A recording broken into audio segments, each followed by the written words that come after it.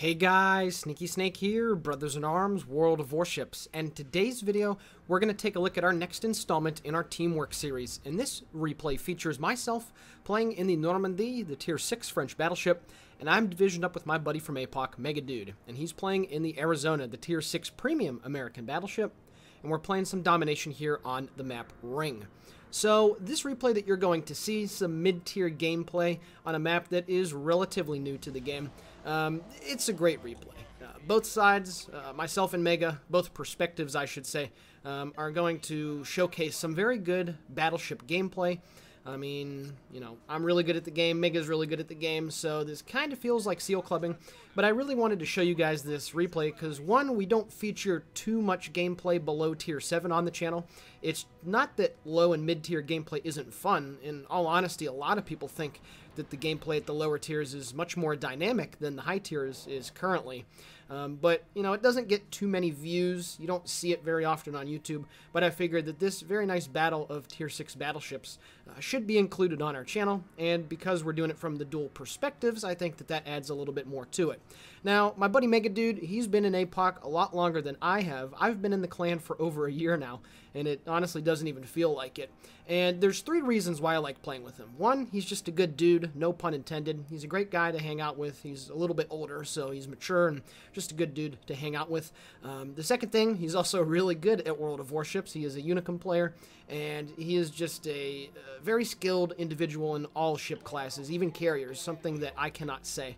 But the third thing about him that I really like is that we could honestly play an entire game without communicating in comms and things would still go smoothly. Think of your best buddy that you play video games with, or somebody that you play with that's really good at the game. You just have this unspoken chemistry where things just work out simply because you know their tendencies, you know what they like to do, you know how they play, etc., etc. And this replay is just another example of why he's probably my favorite guy in the clan to play ships with. Now, of course, any other APOC guys watching this video, yes, I enjoy playing with everybody. I've really enjoyed my time, really, in the clan. But Mega is definitely at the top of the pile. He's a guy that is a very good player. But anyway, getting into the gameplay. What do you need to know really quickly about the Normandie and the Arizona? Well, they're two Tier 6 battleships that have 12 guns. The French has 13.5 inch, while the Arizona has 14 inch. But they do occupy two very distinct play styles, and the big difference between the two ships is the speed. The Arizona, of course, is part of the American standard type battleships, where they have a maximum speed of around 21.5 knots. That was American naval doctrine at the time. They wanted all their battleships to have the same speed, so at least in theory, forming up the battle line would be much easier, whereas the Normandie can hit almost 30 knots in a straight line with full speed. So it's actually really impressive how fast it is, and it reminds me of a Fuso with legs, basically. The Normandie has a little bit more flexibility due to its speed. The AA is still pretty crap compared to the Fuso, so it's, you know, it's not much of a difference there. And that's really what you get between the Japanese behemoth and that thing. A little bit more speed, or maybe not a lot more, but a decent bit more speed to work with.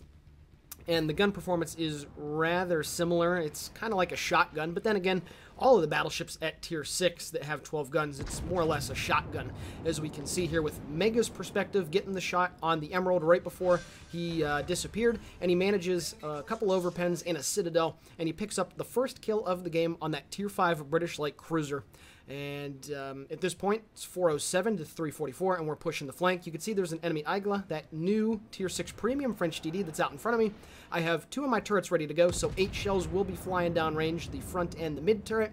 Hopefully I'll be able to snag the kill, and that's exactly what happens, is I pick up my first kill of the game, and I'm up to about 13,000 points of damage. Now, getting back to the comparison, so yes, the Normandie is a faster Fuso with comparable AA, which means it's junk, and it gives you a bit more flexibility. And for the really good players out there, flexibility is key. A ship that can do more is honestly one of the most valuable things. Whenever I'm looking at a ship, that's why I like American cruisers a lot. That's why I like American destroyers a lot. You know, they're just ship types, ship classes that have a lot of flexibility, and they're not one-trick ponies. Now, in Mega's case, because he has the low speed, he has to put himself in the right positions. Luckily, of course, the Arizona does have a very nice firing range, but back in the day when American battleships didn't really have the longest firing guns until you got to the North Carolina at Tier 8, if you positioned wrongly, because of your speed, it was actually a large detriment to your team. And you can see here with my next salvo, do a pretty good chunk of damage there on the Fuso, that Tier 6 Japanese battleship. And right now, I'm trying to stay in the cap. You can see that I have the engines all stop, and I'm slowing down from 5 knots right here. But unfortunately, I'm going to drift just a little bit out of the buoy, out of the circle. So I'm not going to be able to get the B cap. But unfortunately for me, I stopped almost broadside to another enemy battleship, that Normandie, that's off to my starboard side. So as I get ready for my next salvo, I am going to take some pretty decent damage here, but not before my salvo goes downrange, and I managed to get a Fuso and about 11,000 points of damage on that guy.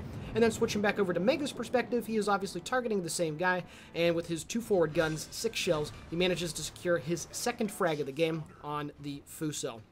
So far, we've accounted for all 3 of our team's kills, and we have wiped the board clean of all of the enemy ships that came our way. Switching back to my perspective here, I got my next broadside ready to go on the enemy Alba, that Tier 6 Japanese heavy cruiser. The shell's fallen in a little bit short, but I still managed to get 1 overpin and 1 citadel. So I do deal over 10k worth of damage. And we're going to stay in my perspective right here for the next couple of minutes. My buddy Mega is going to push into the enemy's base, or at least where they spawned at. And what I'm going to do right here is some very typical, some very classic French battleship gameplay. The French BBs, in all honesty, feel very much like the French cruisers, at least tiers 7 and up. But the Normandie can be made an exception. They're quick, and that's the big thing. The quickness of these ships allows them to get out on flanks and harass from the side, but it also allows you to disengage whenever you want to, just due to the speed. And even though the concealment isn't the best, it's the speed that is really, really important. You can see here, I realized that the enemy team was getting ready to push around the side of the map that I'm looking at right now, coming down into our base. So that's why I told Mega, hey man, I'm going to go back here and I'm going to stall for a little bit and hopefully delay their push quite a bit. You can see that I am detected, so one of the enemy destroyers is out and about around my position, and I am looking to get my 2 rear turrets shooting at the enemy Alba. Once again, there we go. The shells are going down range. You can see the accuracy, or the dispersion I should say, is rather poor, but hey, the only shell that manages to hit gets a citadel on that guy, so I guess it wasn't that bad of a salvo, was it? Looking to get my front turret shooting. There we go. I'm going to use this island right here for some cover. I am using one of my heals as well, which is very important. The shell's fallen in. I do get 1 to hit right at the bow of that ship, but unfortunately it ricocheted. And you can see the fine line between being able to get a citadel on a cruiser and it actually bouncing off of the belt or a very heavily angled bow and stern. So, yeah, at this point, the enemy cruiser had to turn away. There are 2 battleships coming in at me, a Texas and a Koenig, so I still have the advantage. I am angled away. I am going to turn about face now and get all my turrets pointing to the port side of my ship. My next salvo goes down range, and I get a trio of overpins on the enemy Texas. One thing to note about those American battleships at Tier 5, the Texas and the New York, they have very poor bow armor and very poor stern armor. So even if they go bow in like that, you can still get some penetrations. Now, of course, I only managed 3 overpins, but you can still do a lot of damage to them. Going over to Mega's perspective, the Alba burned down the enemy Dunkirk that was out in front of him, so he is going to be able to get on this cap, and the only threat at the moment is off to his port side. You can see some torpedoes are coming in from the enemy frigate.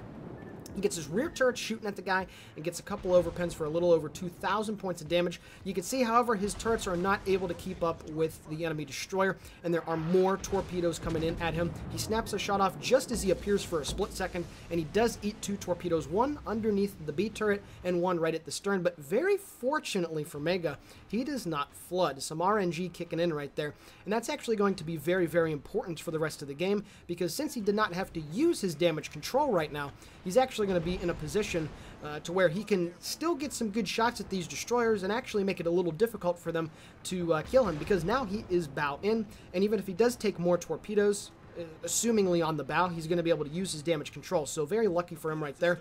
As I mentioned earlier, you saw right before I went back to Mega's perspective, I did an about face and I was turning my guns to port because he called out, hey Sneaky, we got some destroyers, at least one anyway, that is in the middle part of the map. So I need some help trying to take this guy out. And you can see where I'm at right now. I've almost moved back to the cap that we secured right at the beginning. More torpedoes are coming at Mega, but of course there's a conveniently sized gap, a conveniently sized Arizona-sized gap in those torpedoes, and he does not take one of them on the bow. So that's very good. You can see the Farragut once more gets detected by Mega's spotting aircraft, and that's one big reason why taking a spotting aircraft is so much more valuable these days than taking a fighter, because it extends, I believe, 2 kilometers further out than a fighter does, so it gives you the ability to spot enemy destroyers a little bit further away. And because the spotting aircraft is detecting him, the Farragut has to smoke up, but not before I manage to get my full broadside out, and I get a couple pens and a penetration on that guy, and I take care of my second kill of the game. I'm up to 82,000 points of damage, and now Mega's path is clear right out in front of him. You can see the enemy Alba that I've hurt quite a few times on multiple salvos is at about 2,000 hit points, and I got 5 seconds left here on the reload. I could shoot at the enemy Texas, who takes a pretty big hit from Mega's front turrets, but instead I try to go for the cheeky shot over the island at him. So my shells are going down range, and now we're going to switch back to Mega's perspective. His rear turrets are ready to go. You can hear the sound of the Alba getting destroyed by my shells, and then Mega's rear turrets manage to get a double citadel and a penetration, and he takes care of his third ship of the game as we get kills in very quick succession right there. So now a game that was looking pretty, or I should say it wasn't looking very good a little bit earlier, about 2-3 minutes ago, is now much more manageable. And then for some reason this enemy Mitsuki decides to charge me, but I get a whole crap load, 7 over penetrations, pick up the Confederate as well. And then, of all things, my non-secondary build Normandie manages to get the close quarters expert. So a little lucky right there, I must say. I do eat a bit of damage there from the enemy Koenig, but my guns are ready to go in about 5 seconds, and he is a little bit more broadside than I am right now, so I should be able to hurt this guy very, very nicely. And there we go. The full broadside is out. The shells are in on the way, and I deal about 13,000 points of damage as I crack over 100k. At this point, we're going to switch back to Mega's perspective because now he is in a bit of a pickle, but since he still has not had to use his repair, he is A-okay. He is using his heal right now for these torpedo planes that are coming in. His AA does manage to shoot one of them down, which is very key, and he shoots down a second one just as they drop, but it looks like one of the torpedoes is going to hit at the bow, but then it hits right underneath the turret, and he does not take a flooding. So very, very fortunate for Mega right there. He still has about 10,000 hit points to work with, and he's also put himself into a position where the enemy Koenig is not able to get shots in at him. So there's there's dive bombers coming in as well, and they do drop on him and start a fire, but finally he uses his damage control to put the blaze out, and he still has a little bit of hit points to work with. Unfortunately, he is showing his booty to the enemy Koenig, and he does shoot back at Mega, but luckily for him, all of the shells that hit manage to bounce, which is very, very fortunate for him. Then he gets his 2 rear turrets shooting at the enemy Koenig, and he does manage 1 penetration for just over 3,000 points of damage. So very luckily for Mega right there. All of the torpedoes and all of the bombs that hit him only managed combined 1 fire that he was able to put out. However, this Koenig still can shoot at him. Mega has not been able to get out of detection range of that guy, so I would imagine that more shells will be coming in on his position. And for some reason, oh, there we go. Okay, so the Koenig does shoot, so Mega is angling as best as he can, but this kind of tier, it doesn't necessarily matter too much, and he only takes a couple over penetrations, and he gets put down to less than 3,000 hit points, but he should finally be able to get out of detection here. He's using his next heal on the last little slither of hit points that he does have. He's still detected, very unfortunately, but he's about ready to move out of detection here of the Koenig any second now, and it should happen. And there we go. He finally moves out. So even though that trash speed not doing him any favors, he does manage to get out of dodge. And as he shoots his next salvo and does get detected again, the next salvo is going downrange at the enemy Bogue. One of his buddies in the cruiser out in front of him has managed to spot the enemy aircraft carrier, so he's going to take some opportunistic shots at him with the front guns. He's now going to turn into the A-cap right here and start capping the base, which is always nice. He already has 1 assisted base capture, so this should push his experience total for this game to quite a hefty amount when it's all said and done. It's 762 to 633, 4 versus 2. This game is all but ours. Once that enemy Koenig does go down, this will be taken care of, which is nice. And the result that he's had so far, 3 kills, 98,000 damage, 7 planes shot down. If he were to die right now, this would still be a very good result. No question about it. Swinging the rear turrets into play, though, however, he's also got 40 seconds left on the A-cap. So he's going to be able to get this base, no problem whatsoever, which is nice. And he's honestly waiting for the cruiser to spot the enemy carrier again, and that's exactly what happens. The bow gets spotted all the way at the very northwest corner of the map. I'm not sure why there's all those islands up there. This is a bit off topic, but from a map design standpoint, I really do like the middle part. I really do like how you have, you know, ring. Obviously, that's where the name comes from. I really do like it, but those islands at the northwest corner are just kind of pointless in all honesty. He manages to land 20,000 points of damage on the Bogue. He also gets his rear turrets shooting at the guy as well. Hopefully he'll be able to snag the kill. And he also manages to pick up the solo base cap, which is nice. The shells falling in on the target, and there we go. 4 shells hit, only needed 2 overpens, and he picks up his 4th kill of the game. And then something kind of funny right here. I realized that Mega and I, as I did pick up the high caliber a little earlier, are both on 4 kills. And when we were talking on Discord, I'm like, hey, Mega, do you care if I get this last kill? Because I'm going for a Kraken. And then he was like, wait, yeah, no problem, sure thing. Wait a minute. And he hit tab, and he's like, I got 4 kills as well. And there was a pretty big chuckle there for about 5 to 10 seconds. And I'm like, all right, so here's what I'll do. I'll shoot at the Koenig. If I don't kill him, go ahead and take the kill. You can see my shells flying in there. Only did about 2,000 points of damage. I overshot the target just a little bit. But now Mega is going to be able to get his full broadside off. And it's actually a really good thing that I let him take the kill, because not only does he pick up the Kraken, but he picks up the high caliber and Confederate, ending this game.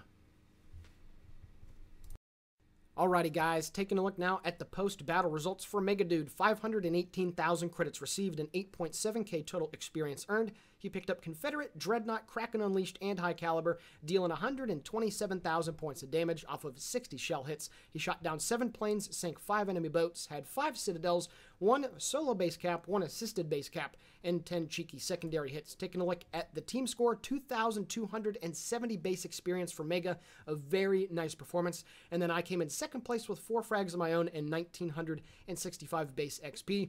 And then that cruiser that spotted the enemy aircraft carrier Damonville, something like that, in the Alba, having a pretty good performance of 1,584 base XP, 6 planes, and 1 ship sunk. So between the 3 of us, we took care of 10 enemy ships. Taking a look at his detailed report, 125,000 points of damage dealt with the armor-piercing shot, and just under 2,000 dealt with the fires that he managed to set.